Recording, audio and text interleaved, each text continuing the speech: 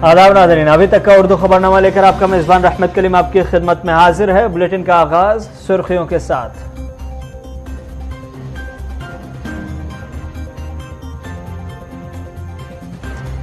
मुल्क भर में धूमधाम से मनाया गया रंगों का त्यौहार। सदर हिंद और पीएम मोदी की मुबारकबाद। शब बरात आज मुल्क भर की मसाजिद और खानकाहों में शबखानी और चिरागां की तैयारी।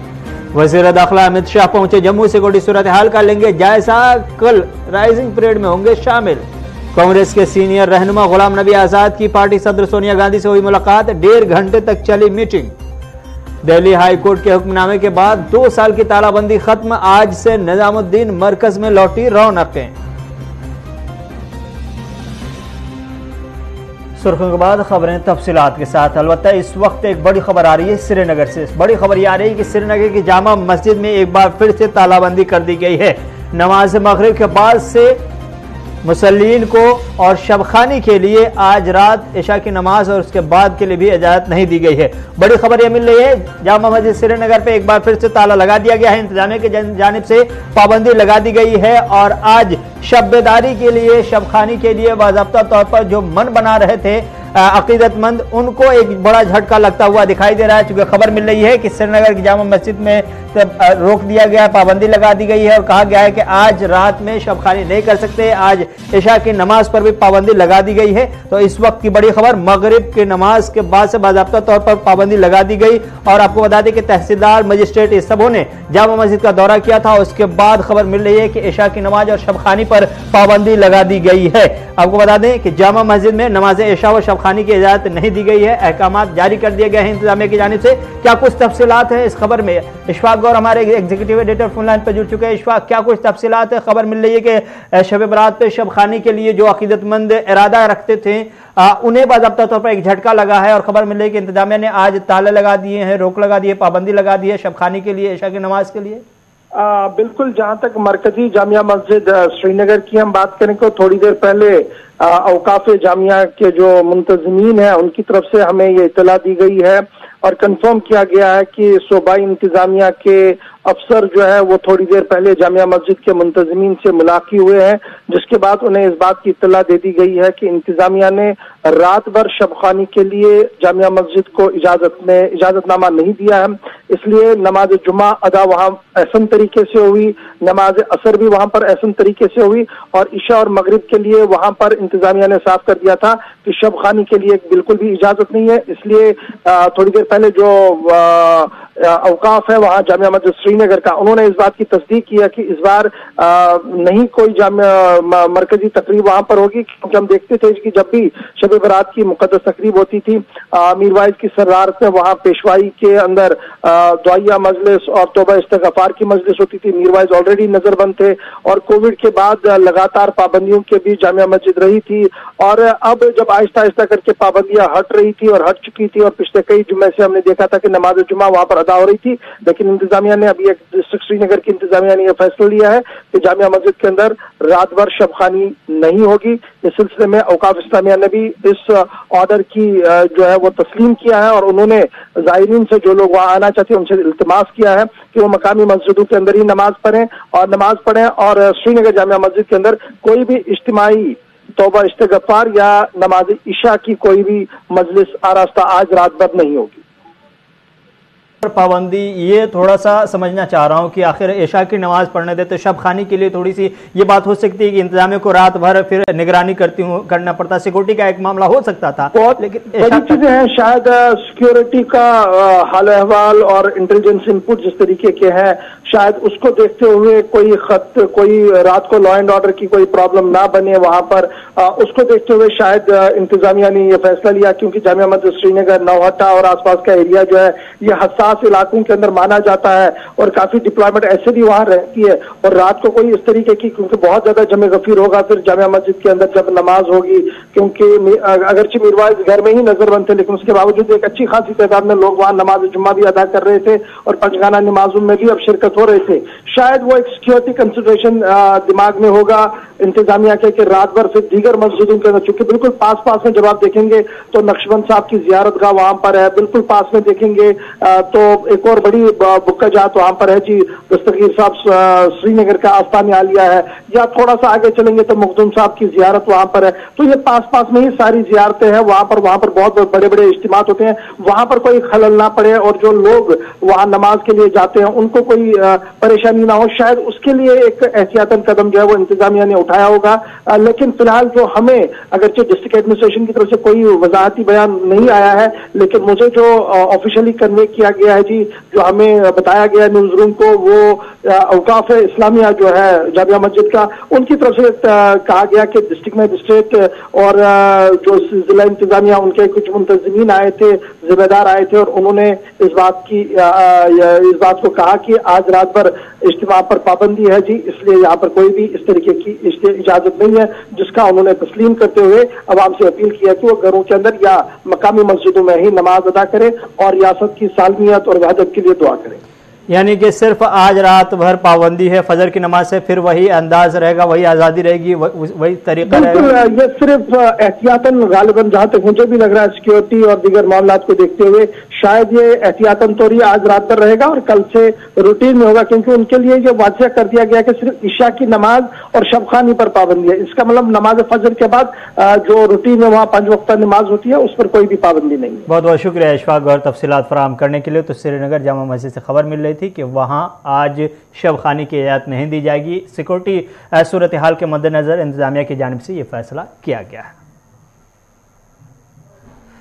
तो इस वक्त हम आपको श्रीनगर से बड़ी खबर बता रहे थे, लेकिन साथ ही साथ आपको बता दें दिल्ली से बड़ी खबर जो मिली वो ये कि आज कांग्रेस का खेमा जो इंतशार का शिकार हो चुका था, गुलाम नबी आज़ाद की क़यादत में जो ग्रुप 23 मुसलसल 2 दिनों से सरगर्म है। आज हमने देखा कि ग्रुप 23 की तरफ से नुमाइंदगी करते हुए गुलाम नबी आज़ाद कांग्रेस पार्टी की सदर सोनिया गांधी की रिहायशगाह पहुंचे और वहां बाज़ाब्ता तौर पर 1.5 घंटे तक मीटिंग चली। इन दोनों के रहनुमाओं के दरमियान जो मीटिंग थी वो ये कि ग्रुप 23 के जो बाज़ाब्ता तौर पर जो मुतालबात थे, जो उनके तशवीश, उन्होंने जो जिन तशवीशों का इजहार किया था, जिन मसाइल का इजहार किया था और जो चाह रहे थे, उनके जो मतलूबात हैं, जो मुतालबात हैं, जो डिमांड्स हैं, उन तमाम हवालों से बाज़ाब्ता तौर पर गुलाम नबी आज़ाद ने आज सोनिया गांधी को रूबरू कराया है। उन्हें बताया है कि पार्टी का एक बड़ा खेमा जो सीनियर लीडरों पर मुश्तमिल है, ग्रुप 23 का नाम जिसे दिया जाता है, वो खेमा ये चाहता है कि ऊपर से लेकर नीचे तक, यानी कि आला पैमाने से पार्टी में जो इंतजामी उमूर है उसमें आला पैमाने से लेकर निचली सतह तक,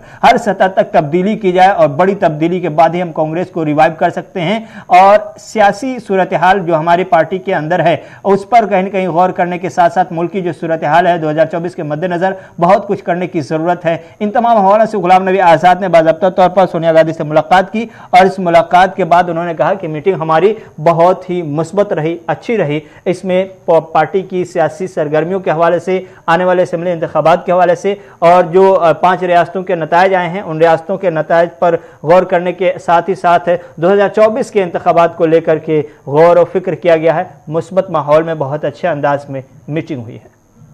बारे में संगठन को मजबूत बनाने के लिए मिसेस गांधी की चर्चा लीडरों से होती रहती है। कैसे कांग्रेस पार्टी को मजबूत करना है या जहां जहां हम हारे हैं उसके क्या कारण, और हर चीज़ को याद रखना भी असंभव होता है जहां इतने लोग सुझाव दें। कुल मिला के मैं ये कहूँगा जो भी डिस्कशन था, किस तरह से आने वाले जो इलेक्शन है विधानसभा के उसकी कैसी तैयारी की जाए, यूनाइटेडली सभी कांग्रेस मिलकर कैसे हम अपने विरोधियों का, कहीं नेशनल कोई पार्टी है, किसी जगह रीजनल पार्टी है, किस तरह से कांग्रेस संगठन को मजबूत किया जाए और उन चुनौतियों का और उन पॉलिटिकल पार्टीज का मुकाबला किया जाए। वज़ीर दाखिला अमित शाह जम्मू दौरे पर पहुंच चुके हैं। आज जम्मू में जब पहुंचे तो उनका इस्तकबाल बाज़ाब्ता तौर पर पार्टी के रहनुमा और रुकने पार्लियामेंट डॉक्टर जितेंद्र सिंह ने किया। पार्टी के दीगर जो रहनुमा है मकामी सतह पर जो जम्मू में अहम असर और रसूख रखते हैं वो रहनुमा भी साथ साथ थे। तो अब शाम होते होते ही वज़ीर दाखिला अमित शाह जम्मू पहुँच चुके हैं। आज एक मीटिंग है, रात में ज़राए का कहना है कि आज सिक्योरिटी सूरत हाल पर एक अहम मीटिंग है। उसके बाद कल राइजिंग परेड में बाज़ाब्ता तौर पर शामिल होंगे और राइजिंग परेड से के का नज़ारा देखने के बाद वो अपना खिताब भी दे सकते हैं, खिताब भी कर सकते हैं। इस हवाले से खबर मिल रही। ये तस्वीर जो आई है, डॉक्टर जितेंद्र सिंह ने ट्वीट करके बताया है कि वज़ीर दाखिला अमित शाह जम्मू पहुंच चुके हैं। 2 दिनों का दौरा है। माना यह जा रहा था कि होली जवानों के साथ मनाना चाह रहे हैं जम्मू में, लेकिन फिलहाल जो खबर मिल रही है कि शाम को पहुंचे हैं, इसलिए इनकी होली दिल्ली में ही मन गई। अब जम्मू में होली कल कहीं अगर मना सकें तो मनाएंगे, वरना कल राइजिंग परेड का प्रोग्राम है सीआरपीएफ का, उस प्रोग्राम में शिरकत करेंगे। लेकिन आज सिक्योरिटी सूरत हाल को लेकर के अहम मीटिंग होने जा रही है। कल भी मीटिंग होगी और कल खिताब भी हो सकता है। मरकजी हुकूमत के जम्मू कश्मीर में सब कुछ ठीक के दावे को महज मफरूजा करार देते हुए जम्मू कश्मीर नेशनल कॉन्फ्रेंस के नायब सदर उमर अब्दुल्ला ने कहा कि तामीराती काम कहीं ही नहीं हो रहे हैं, तरक्की का कहीं नामो निशान नहीं है, भाईचारे को तो तहस नहस किया जा रहा है और हिंदू मुस्लिम सिख इत्तेहाद के नारों की धज्जियां उड़ाई जा रही है। इन बातों का इजहार उन्होंने दमहाल हांजीपुरा नूराबाद में अजीमशान पार्टी वर्करों के इज्तिमा से खिताब करते हुए किया। इस मौके पर party general secretary Haji Ali Mohammad Sagar, सूबाई सदर नासिर असलम वानी और सीनियर लीडर सकीना यत्तू ने भी खिताब किया। उमर अब्दुल्ला ने अपना खिताब जारी रखते हुए कहा कि जो लड़ाई हम लड़ रहे हैं उससे पीछे हटने का सवाल ही पैदा नहीं होता। हमें बहुत मुश्किल दौर से गुजरना है, अजीब हालात पैदा किए जा रहे हैं। हमने सोचा था कि दिल की दूरी को कम किया जाएगा, हमें लग रहा था कि भाईचारे को और मजबूत किया जाएगा, जख्मों पर मरहम लगाया जाएगा और एक पुराने खुशहाली वाले जम्मू कश्मीर की नवेद होगी। लेकिन आज हम देख रहे हैं कि एक पूरी कौम को दुनिया भर में बदनाम करने की कोशिश की जा रही है। उनका कहना था कि आम कश्मीरी इस बात से खुश नहीं है कि 32 साल पहले क्या हुआ। आम कश्मीरी इस बात से खुश नहीं है कि लोगों को गाड़ियों में सवार करके वादी से बाहर भेजा गया। आम कश्मीरी ने इस सारे अमल में कोई रोल अदा नहीं किया था, लेकिन आज ये तासुर देने की कोशिश की जा रही है कि सारे कश्मीरी फरका परस्त हैं और कश्मीरी लोग दूसरे मजहब के लोगों को बर्दाश्त नहीं करते हैं। कितने अफसोस की बात है कि आज ऐसी मजमूम कोशिश की जा रही है ताकि दुनिया भर में कश्मीरियों को बदनाम किया जा सके। दरअसल ये पूरा रद्द-ए-अमल उनका द कश्मीर फाइल्स नामी फिल्म पर था। इतना जानना चाहता हूं, क्या ये डॉक्यूमेंट्री है या क्या ये कमर्शियल फिल्म है? अगर ये डॉक्यूमेंट्री है तो फिर हम मान के चलेंगे कि इसमें जो आपने दिखाया सही दिखाया, लेकिन फिल्म बनाने वाले भी कहते हैं कि it is based on reality, but it is not a documentary. उसमें तरह तरह के झूठ दिखाए गए हैं, बेखसूस उस वक्त की हुकूमत के बारे में। हकीकत ये है कि जब ये वाक़ये हुए, जब कश्मीरी पंडित यहाँ से निकल गए, उस वक्त फारूक अब्दुल्ला वजीर आला नहीं था, उस वक्त गवर्नर राज था, जगमोहन साहब गवर्नर थे, वीपी सिंह साहब की हुकूमत थी और वीपी सिंह की हुकूमत के पीछे कौन खड़ा था? बीजेपी की हुकूमत थी मरकज में जब कश्मीरी पंडित यहाँ से चले गए। तो ये क्यों नहीं दिखाते हो आप पिक्चर में? फारूक अब्दुल्ला को तो आप दिखाते हो, लेकिन वीपी सिंह के पीछे बीजेपी को क्यों नहीं दिखाते? वीपी सिंह की हुकूमत थी उस वक्त जब निकले। तो ना ये सच्चाई के साथ इस तरह खिलवाड़ करना ये अच्छी बात नहीं है। और आपने सही कहा, यहाँ सिर्फ एक कौम ने कुर्बानियां नहीं दी। अगर कश्मीरी पंडित मरे हैं, हमें उसका बेहद अफसोस है, नहीं होना चाहिए था। लेकिन क्या कश्मीरी मुसलमान नहीं मरे? क्या कश्मीरी सरदार नहीं मरे? अगर यहाँ लोग घर से निकल गए, बेघर हुए, तो उसमें सब मजहब के लोग शामिल हैं। मुसलमानों ने भी अपनी मकानें छोड़ के, कश्मीर छोड़ के, कुछ तो अभी तक वापस नहीं आए।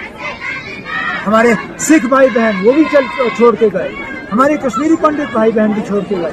हमें इस बात का अफसोस है और हम कहते हैं ना, माहौल ऐसा बनना चाहिए कि ये वापस आए। लेकिन मुझे नहीं लगता है कि वो जो लोग ये पिक्चर बना रहे हैं वो इन लोगों की वापसी चाहते हैं। शायद इस पिक्चर से वो चाहते हैं कि ये लोग हमेशा के लिए बाहर रहें। लेकिन हमारी जब तक नेशनल कॉन्फ्रेंस है, हम उस शेर कश्मीर के सिपाही हैं, वर्कर हैं, जिन्होंने हमें ये नारा दिया, शेर कश्मीर का क्या इरशाद, हिंदू मुस्लिम सिख इत्तेहाद। उर्दू खबरनामा जारी है। वक्त है एक छोटे से तजारती वक्फे का।